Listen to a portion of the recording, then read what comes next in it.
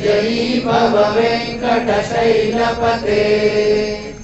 कमलाकुचूचुककुङ्कुमतो नियतारुणितातुलनीलतनो कमलायतलोचनलोकपते विजयी भव वेङ्कटशैलपते सचतुर्मुख षण्मुख पञ्चमुख प्रमुखाखिल दैवतमौलिमणे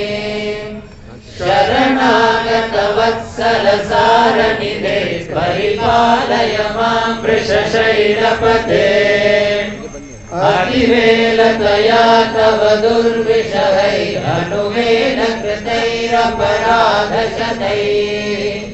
भरितं त्वरितं वृषशैलपते परया कृपया परिपाहि हरे अभिवेङ्कटशैलमुदारमते जनताभिमताधिगदानरथात् परदेवतया गलितान्निगमैः कमलादयितान्न परं कलये कलवेणुरवावशगोपवधू शतकोटिवृतात् स्मरकोटिसमात् प्रतिवल्लभिकाभिमतात् सुगतात् वसुदेवसुतान्न परं कलये अभिरामगुणाकरदाशरथे जगदेकधनुर्धर धीरमते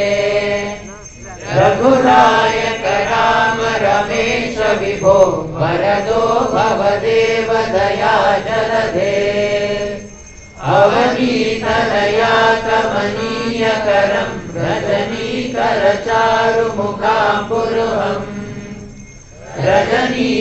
रजनीचरराजतमो मिहिरं महनीयमहं रघुराममये सुमुखं सुहृदं सुलभं सुकरं स्वनुजं च सुखाय ममोघशरम् अपहाय रघुत्वमन्यमहं न कथञ्चन चादुपदे विना वेङ्कटेशं ननाथो ननाथ सदा वेङ्कटेशं स्मरामि स्मरामि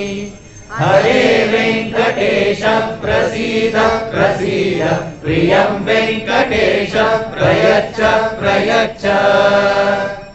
विना वेङ्कटेशं ननाथो ननाथ सदा वेङ्कटेशं स्मरामि स्मरामि हरे वेङ्कटेश प्रसीद प्रसीद प्रियं वेङ्कटेश प्रयच्छ प्रयच्छ अहं दूरधस्ते पदाम्बोजयुग्मं प्राणेच्छयागत्य सेवां करोमि सकृत्सेवया नित्यसेवाफलं त्वं प्रयच्छ प्रयच्छ प्रभो वेङ्कटेश अज्ञानिना मया दोषानशेषान् विधिनान् हरे क्षमस्वत्वं क्षमस्वत्वं शेषशैलशिखामणे अज्ञानिना मया दोषानशेषान् विधिनान् हरे क्षमस्वत्वं